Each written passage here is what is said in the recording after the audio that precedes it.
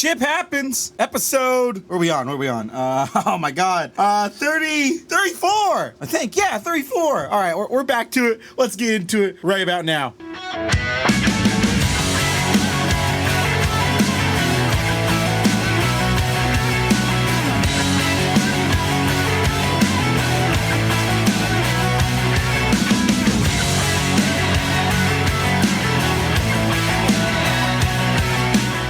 I did not think we were going to have an episode today.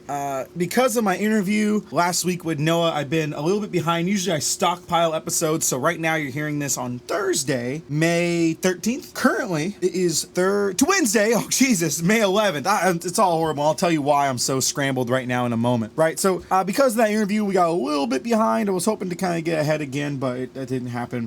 Things kind of got a little thrown on the wayside because of FFA and because of a thing that we call state conference. If those of you that are listening are in ag, you may know what state conference is. If you don't, it's a big convention where all across FFA students across the state do a bunch of different like leadership activities. It's actually really fun. Anyways, thank you guys so much for listening. Shout out to the tennis team. My school's tennis team listens to this. Thank you to Walter for tuning on my podcast. I guess tennis is over, so they're probably never going to hear this, but shout out to the tennis team. It's the last game today. Hopefully they crush it. Keeping you guys in my thoughts and prayers out there, and hopefully you guys definitely kill it. Anyways, as time goes on, I'm trying to kind of figure out what I'm going to do. I'm going to talk about that in a moment. I keep saying that all the time, but first I want to get to this week's song of the week. This is What If I'm Right by Adam Sanders. I followed this guy all throughout college, saved my life with his music, and I always say he's going to make it big. My wife doesn't think so, but I think he is. Anyways, this is What If I'm Right. Give him a listen. If you guys like what you hear, here we go. I ought to leave with love alone,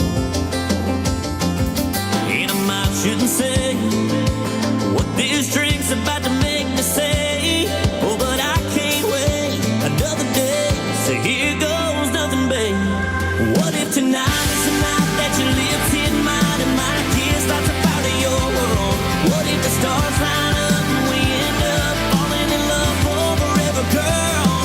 Might be whiskey gone, rambling on, dead wrong out of my mind. But what if I'm right?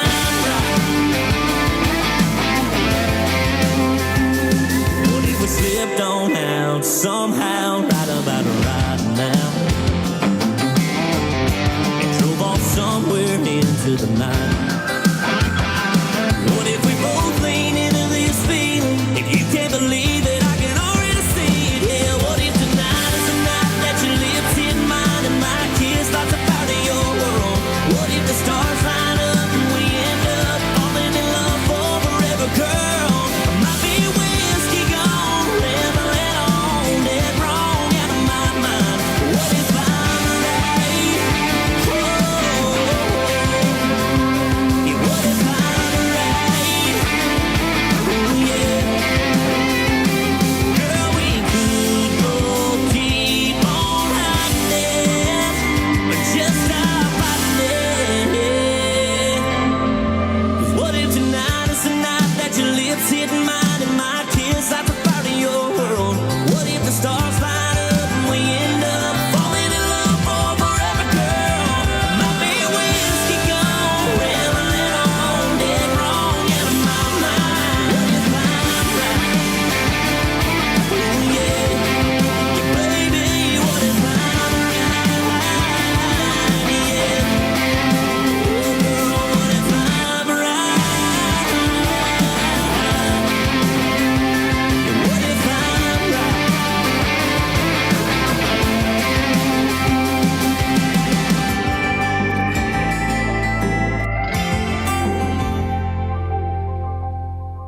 That was What If I'm Right by Adam Sanders. Love that song. It always gets me a little singing along on that one. So awesome. Well, let me tell you what happened today. When I walked in this morning, I had the same ritual. I walk in, set my bag in my office, but I noticed my computer was off. That's a little weird. Usually my computer is never off. It should never be off. It's the only time it's off is when ever maintenance or someone does any work on my computer, then it will more than likely be off. But today, a little weird. It was off. So I didn't know exactly what to do. I knew immediately immediately, okay, I popped a breaker, right? So I assumed that we just installed a air conditioning unit, and I assumed the plug I plugged into ran on the same circuit as all the stuff in my office and the side of my building. So I'm gonna give you guys a little bit of a picture, I guess. So the way my shop is ran, it's in a rectangle, obviously. Now, if you're looking at the shop long ways, to the right of the rectangle is my classroom and my office. And then there's a wall that separates the shop from the classroom and office. Classroom and office is very small, very, very small. So the electrical plugs on that wall to the right of my shop were all not working. That happens to be where my main computer is plugged in. This is where I'm recording this right now in my office. It also happens to be where my school or my classroom computer is outside with the camera that does the hybrid learning. So as you can tell, or maybe assume, I panicked a little bit because I couldn't actually get on the computer to actually do any of that learning. My computer was dead. It must have went out last night at some particular point. So I'm frantically trying to find the breaker. Can't find the breaker anywhere. I don't know exactly what is going on. And I knew that half of my office, the breaker's actually in the room next to mine, which I do not have a key for some reason. So I ran over there, tried to find it. Nothing's working. I ran over to my shop, tried to find it. Nothing's working. I'm panicking full on right now because nothing's working. I call maintenance. They come over and we're still trying to diagnose it, but there's really no solid answer. So I have an extension cord running all the way across the room, and that's what's keeping everything plugged in, and that's why I'm able to record right now, because I shouldn't be able to record right now. It's all about adapting and overcoming, right? If there could be a theme, I guess, for today, it's adapting and overcoming, right? Adapt, persevere, overcome, whatever you want to call it. You're going to face some challenges, especially when woodworking, especially when working in construction. There's going to be some challenges that you may not be aware of, or I guess you could be aware of them if you're, really on it, but you're always going to face some challenges. And what defines us as people is how we face those challenges and how we turn those challenges into victories. You can even turn a failure into victory if you're good enough at it, right? And it's all about how I can do that. So I knew I had to make something work, and while it may be sloppy when I first did it, it still worked out perfectly in my favor. And I think at the end of the day, that's the only thing I really strive for, is making sure I'm doing the best I possibly can. And that's all anyone ever asks from you in this world, is making sure you're doing the absolute best you possibly can. Well, how do you do the best that you possibly can? How do you make that happen? Well, it takes a lot of courage, it takes a lot of guts, right? Let's say you're in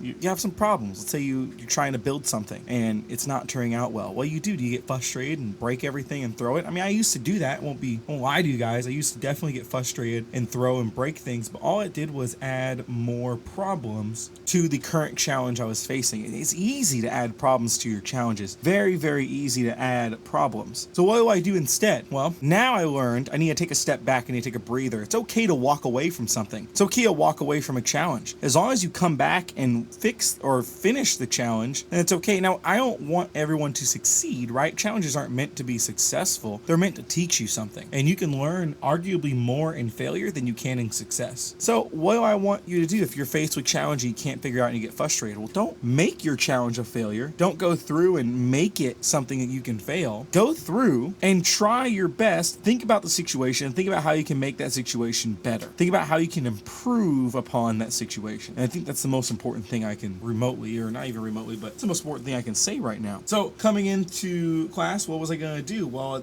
clearly I was not going to have a normal day. Clearly today was not going to be a usual, okay, Garibaldi's going to teach his lesson today, and it's going to be just like yesterday and the day before. How you go on and compete or complete today, because every day is a challenge. You wake up, you're faced with a challenge. You wake up and you're faced with a challenge. So a lot of us don't quit today. A lot of us don't quit the challenge. A lot of us are making the challenge, or instead, I guess not making them, but a lot of us are winning that challenge. And by winning the challenge, winning the day is just making it to bed at night, or whatever your motto is, right? If you're like, okay, I'm going to accomplish this today, then I won the day. I'm going to accomplish this. Some people live in depression. Some people have problems. Some people have hardships that they face. And sometimes just winning the day is just making it to the next day. That's okay. And that's how you can start turning things around, right? Start by breaking your challenges into smaller, easier to digest challenges. Some people, when they look at these big projects I build, they're like, wow, how did you do that, Garibaldi? What did you do? How I want to build something like that, but I don't know if I don't have the patience. I hear that all the time. I don't have the patience to build it. Sure you do. Sure you do. You just don't know the process that I take. Everyone takes a different process. Me personally, I like to sit back and I like to think about every little step, and I want to win every every little step. Now, if I fail one step, that's okay, because at the end of the day, as long as my wins outlast my fails, I technically still won, right? So I'll break things into a process. For example, pouring epoxy tables are like my least favorite thing ever to do. I love the way they turn out. I love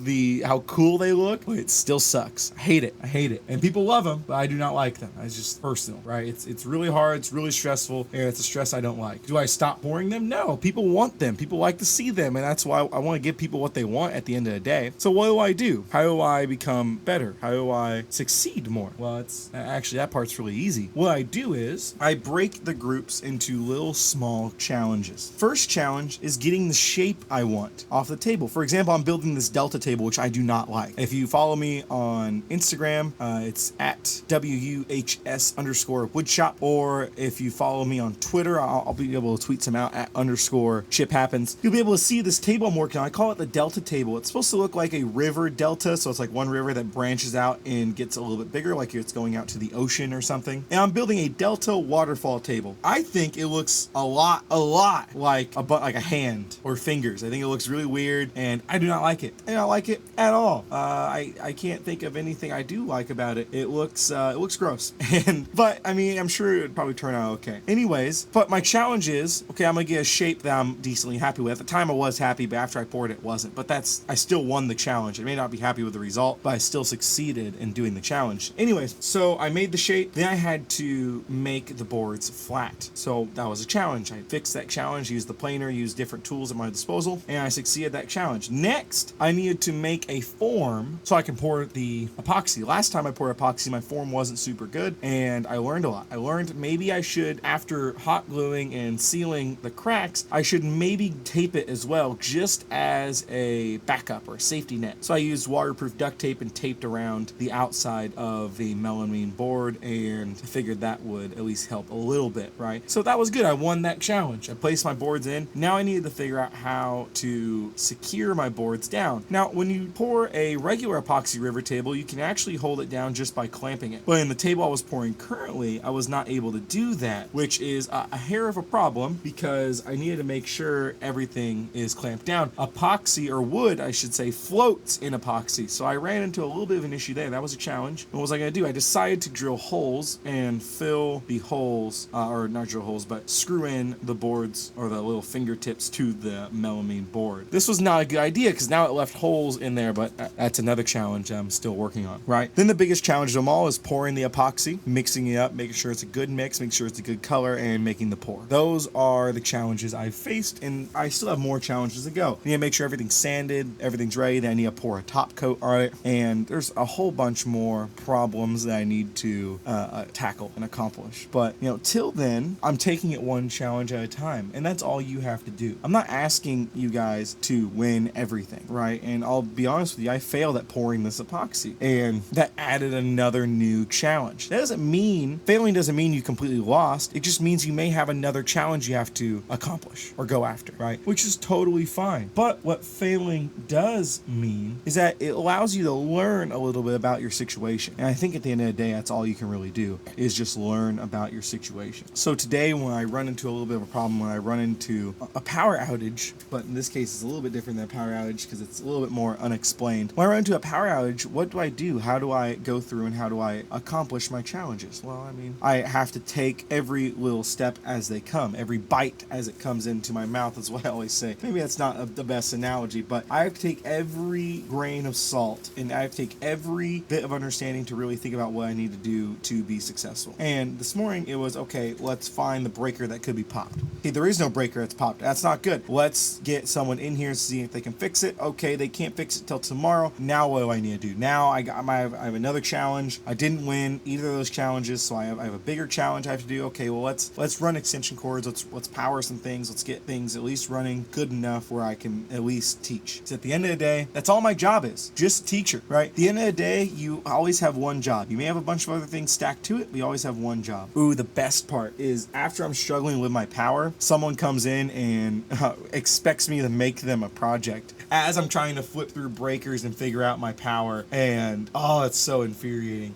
That really upset, but that's okay. Anyways, this is going to be a shorter episode. I apologize for that, but I want to make sure I have enough time to take this episode off, edit the episode, and get it uploaded so you guys can hear it tomorrow. All right. And I promise I'm going to have Noah back on the podcast. I had a lot of positive thoughts, a lot of positives about it. We already have a lot of topics we want to talk about. And I think he adds a little bit of calmness to my crazy. So, and eventually we will be having more and more students, professionals and students on the podcast so that they can give me their opinions about distance learning. They give me their opinions about anything going on. So I think they are the forgotten group in our teaching. I think it's important to ask them what they might think about certain things. All right, guys. Hey, I appreciate every single one of you listening. Chip happens. I'm back. I'm happy. I'm excited to roll. Sorry today's episode was a mess. I honestly, God, did not plan on doing. I probably shouldn't have done it, but I figured a little is better than nothing. So I figured at least get one episode out. It might be a shorter one, but it'll still be a Chip Happens, and I'm excited to do the rest. Hey, Chip Happens, episode 34. We're almost at the 1 year mark. I mean, not almost, but I started this episode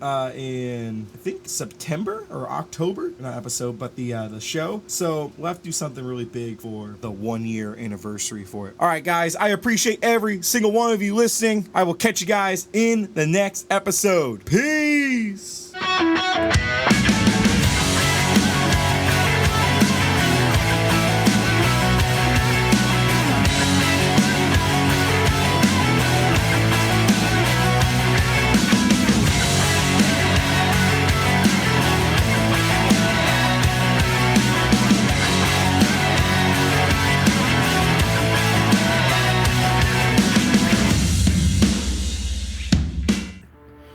This has been an episode of the Chip Happens podcast.